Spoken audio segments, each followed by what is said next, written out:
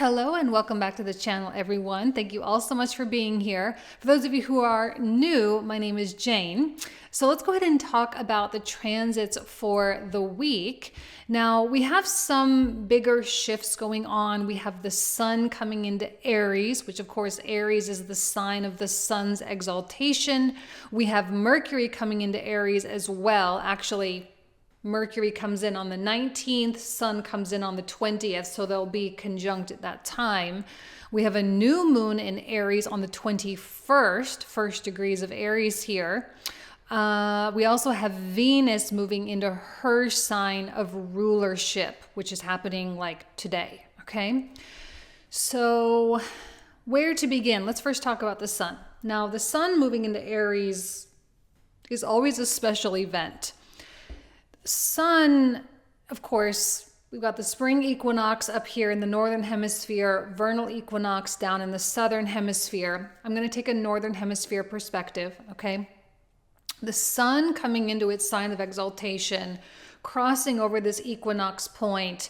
The reason why the sun is exalted in Aries, by the way, is this is the first time all year that the sun, well, since it came out of rulership back in August, right? Because it was in rulership in Leo and then the beginning of Virgo season. It's been out of kind of commission all these few months. And now the light is starting to get longer. Okay, so the light is growing, which means the sun is more emphasized. The sun is more powerful now. And we start to feel life coming back. We start to feel our ideas starting to flow again. And with Saturn out of rulership and Saturn being very weak or weaker in the chart, he's only at a +3 today, and then he actually gets bumped down over the next couple of days to a +1, which is actually really advantageous for a lot of us because, you know, we had so many restrictions, both literal restrictions and metaphorical or energetic or mental restrictions since 2018, since Saturn came into rulership in 2018 in Capricorn. So now that he's no longer in rulership anymore, he's not at the top. He's not the big daddy anymore. Okay. We have other planets which are outperforming. We have the sun right now today, which is very strong. And then when Venus comes into Taurus, she, boom, hits the top of the chart. Like she's going to stay there for quite some time. So a lot of really positive things are coming with this Aries season. It's not just the sun is exalted. It's that Venus is in rulership and she's at the top of the chart. So it is probable that some really exciting events or good news or some positive turn of events is inevitable beginning this week. We also have Mercury. Now, I wonder how Mercury in Pisces has been going for you, because as of today, Mercury has been actually all week the weakest planet. And he's not just like a little bit weak. He's like at a -14, which is really weak. The past week, I wonder if you've been feeling really tired, especially if you do suffer from an illness of some kind, if you've had some kind of a massive downturn with everything, or if you have a difficult time regulating your body, or if you're just simply hypersensitive to the astrological transits. You may have felt very out of commission this week as Neptune does have this tendency to really pull us out of this world. And one of the ways he does that is by reducing our physical energy. He pulls us out of our physical vessel, and he wants us to lay down, he wants us to relax, wants us to enjoy nature. He doesn't want to go to work, he doesn't want to be in a schedule, he doesn't want to power through these big tasks and get all these things done. So if you were in the powerhouse mode, it may have exerted extra effort just simply because you weren't necessarily astrologically supported for that. Now, Mercury is really connected with mercantilism and exchange and money and trade. He's not necessarily the planet of money, but he's the reason why money is useful, right? Because it's the exchange of money. Now, there may have been an event or a circumstance that arose that may have required money to be exchanged. Like for me, my check engine light on my car came on. Right, super annoying, but it needs to be taken care of. For some of you, maybe you've had a really hard time communicating with people, or you've said something and it was massively misunderstood, or whatever the case is. This is not an ideal place for Mercury, and we often underestimate the importance of Mercury in our everyday lives. He is our everyday life. Mercury is pretty much everything we do all day, every day. We communicate, we get in our cars, we go places, we get on trains, we're talking to people, we're communicating, we're buying things over and over. There's just tons and tons and tons of Mercury every day. So there's a lot of room, a lot of space, a lot of things to get jumbled up. And I think Mercury not being happy here in Pisces and really not liking this Neptunian energy, as we can see today, Neptune, Mercury, and the Sun are all sitting at 25 degrees. So as of tomorrow, that Neptune energy is going to be we're going to be separating off of that Neptune energy, which a lot of people are going to be like, oh, thank gosh, like, thank goodness, I'm so glad it's over. And any problems that came with that will go away as well, or find resolution to some degree. Now, as I fast forward this clock, we do see,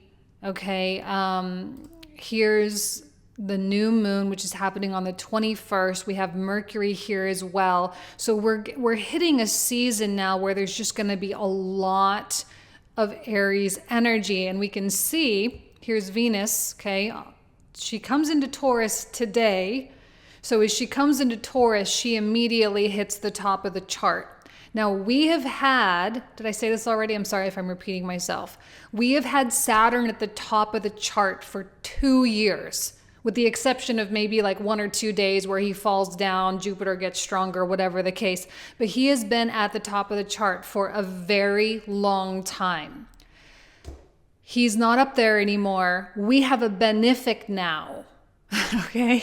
We have a benefic at the top of the chart. Venus is calling the shots. She's the one that is going to determine, and we want Venus to be the one to determine this, because she's not here to make our life harder. She's here to make our life better. She's here to bring greater degrees of beauty. She's here to bring money. She's here to bring the luxuriousness of life. She's here to bring our dreams into reality in the best possible way. Where Saturn is like, you have to earn it, you have to work for it. You can't get it unless you do the blood, sweat, and tears thing with Saturn. But, that's maybe how it's been, but that's not how it's going to be for a really long time. So all the hard work, all the learning, all the spiritual growth, all the financial growth, all the relationship growth that you've gone through over the past 5 years, I do believe you are going to start seeing some results from all of that. And the thing with Saturn is he does not work on a short time frame at all. So if you've been sitting there and waiting for results for years, it's probable that you are going to start to see that. I really like all this energy from Aries as well. Depending on your own individual chart, you may not like this. Everyone has a season during the year that just really sucks for them. For me, Pisces season is hard. Taurus season is hard. Also, Capricorn season can be hard for me. Sometimes Aquarius season, it depends. But that's because I've got Virgo, which is opposite of Pisces, and I've got Scorpio, which is opposite of Taurus. So if you've got tons and tons of Libra, this may be a little bit of a hard situation. But for most people, I think you'll feel really good about what's happening here. We've got Venus really high, and we've got the sun really high as well. And we officially have Mercury going from a -14 bumping up all the way to a +7. So there's a positive, swing for Mercury too. So when it comes to resolving conflict, figuring out problems, when it comes to logistics or getting something fixed, Mercury in Aries is going to be really supportive of that. There's going to be a lot of direct communication, a lot of clarity. There's no room for misinterpretation here. There's no room for assumptions, anything like that. This is what it is. This is what it needs to be. This is where it's going, and that's it. And everyone's on the same page, so let's go. There's a lot of selfish focus here as well, which can be good, where we can finally really put ourselves first, put our own self-interests before anything else. Specifically, if you work for a company, this might be a time where you start saying, you know what, as much as I maybe like working here or whatever, it's time for me to really start doing something for myself. That might be planning a vacation, planning your vacation time. It may be a time where you really get serious about starting that side hustle or that business or whatever the case is. And I think you're going to feel empowered by those individual endeavors and those individual adventures, as of course Aries can be really excited about adventures and kind of just the unplanned or the spontaneous qualities of life, and it can be really enjoyable. So I do think many people will enjoy this Aries season, specifically because Venus is here to help support that. She is coming in contact with this North Node. Now, I'm going to repeat myself from the monthly readings that I posted on March 6th. I'm not trying to, be annoying, but I just think this is a really important thing to mention. Now, Venus coming in contact with this North Node is going to be kind of a quiet thing, but it's also going to be a really powerful thing when Venus retrogrades later on in July. All right? Let me tell you what I'm talking about. So that North Node can often feel like there's a lot of desire and a lot of focus, but it's hard to get results. So maybe for you, you've been thinking, let's just use money. It's Taurus. Let's use money as an example. You've been thinking a lot about your financial situation and how to increase and improve your lifestyle in every capacity. And maybe you've been putting in more time, putting in more work, or you're trying to develop a new skill in order to do it, whatever the case is. But that North Node is like a jam. It jams up the process. And the more and more energy you put into it, it's not bad, but it just kind of piles up. Kind of like if you were to take like a river and dam it up, well, then you'd build a lake kind of thing. So I feel like we've been kind of building this reservoir of energy and intentions and thought and directions and all of this over the past year and a half, back at the end of 2021 when the node came into Taurus. So we've had this like whole thing building and building and building, and lots of energy and everything kind of pooling up.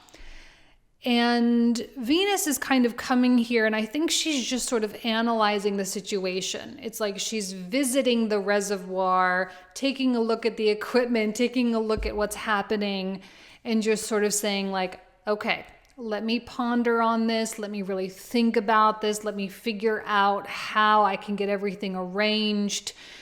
This is very divine intervention type of stuff. And this is a situation where the universe, if you will, the universe is just sort of acknowledging where you're at energetically. And nothing will probably really happen, most likely. But later on, Venus is going to retrograde here in Leo. Now, why is this especially important? Because this is in a square with Taurus, okay? So this conjunction happening in Taurus is we often say that squares kind of have a Mars quality to them. Okay, the reason why we say that is in traditional astrology, which is ancient astrology, everything is really based on the sun and the moon. Well, the sun and the moon, Cancer and Leo, okay, as we make our way from Cancer and Leo, we do 3 signs, which is a square. So from Cancer, we have Aries. So here's Cancer. We do 3 signs, 1, 2, 3. Here's Aries, or I guess 4, because we usually count this one. So anyway, here's Aries. And then from Leo, 1, 2, 3, 4, we have Scorpio. So from the sun and moon, 1, 2, 3, 4, we have Aries and Scorpio, and these are Mars-ruled signs. So that's why squares have kind of a Martian connection. It's Mars type of quality. So there's an activation quality that happens when Venus retrogrades here in a square with Taurus. At the same time, in July, that node is moving into Aries. So all that big pool of energy and intention, that dam breaks down and boom, everything is going to be able to really flow. And I actually think a lot of things are going to start to shift for us in July. And that's going to July, August, and September as Venus is retrograding. And in her, not just retrograding, by the way, but she's also going to be in shadow as well, which is even more important. I always think pre-shadow is more important, which is going to be the whole of July. Okay. So pre-shadow, retrograde, and then post-shadow, July, August, and September, that's going to be a time of real shift where a lot of the things that you have been working on and working toward during the North Node in Taurus transit, end of 2021, all the way through 22 and up till July of 2023, so that 1.5 year period, all of that time, you're going to start to finally see the results. Okay? The nodes, just like Saturn, North Node and Saturn, I always say delay but never deny. They delay everything. They push everything back. The whole schedule gets all wonky because of these planets. And you can do your whole goals and your intentions all you want, but if these planets are involved, or if they're strong, or if they're influencing your chart, it's going to be really hard for you to get what you want. So one of the things you might want to do here, just as a journal exercise, maybe as a new moon, an incorporation into your new moon ceremony, whatever the case may be, one of the things you might want to do is take note, look at your past 1.5 years, and really ask yourself what you've been hoping for the most. Because chances are the things you've been hoping for, the things you've been putting the most energy into, those are going to be the areas that are going to start to release later this year and on into 2024. And I think that's a very exciting notion, because it kind of feels like we've been holding our breath with certain things. We've just been waiting for the right opportunity, and no matter how hard we work, no matter how much we put into it, just for whatever reason, we're not getting the results that we've been truly hoping for, that we think we deserve. So that is about to shift, that is about to change. So I would maybe I know usually manifestations is the way to go with new moons, but I wouldn't neglect reflection, okay? Reflecting on what it is that you have been really aiming for and what it is you hope to see results with. And you can, new moon, especially a new moon in Aries, is very much about your identity and kind of incorporating the dream, the dream self into the essence of who you are. This is a time when you say, I want to be the type of person that does this. I want to be the type of person that has that. As an example, for me, I want to be the type of person that has a vegetable garden. So what do you have to do? Well, you got to build the beds first. So I've been building my vegetable garden beds. It's something I've wanted for so long, but you have to start being that person. If you're someone who wants to be a billionaire or who wants to be someone who drives a fancy car, well, you're going to have to do the things that that person would do. If you want to be fit physically, well, you're going to have to do the things that a physically fit person does. And you have to start being that person. So this is more, I think, about the being and aligning your physical body with that identity. And you do that through behaviors and things like that, by doing the things that that type of person does. And this is how we change. This is how we evolve. And the more and more we can focus on this stuff up here, the being of being that person, the more release I think we're going to get when this North Node transitions in July.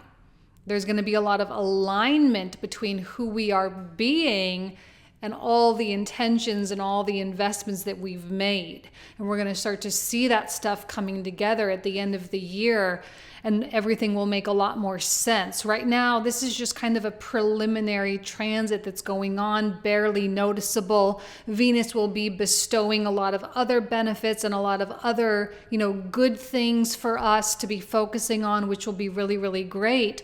But please do not neglect the hopes that you have had for yourself and the hopes for the directions that you've been wanting to take.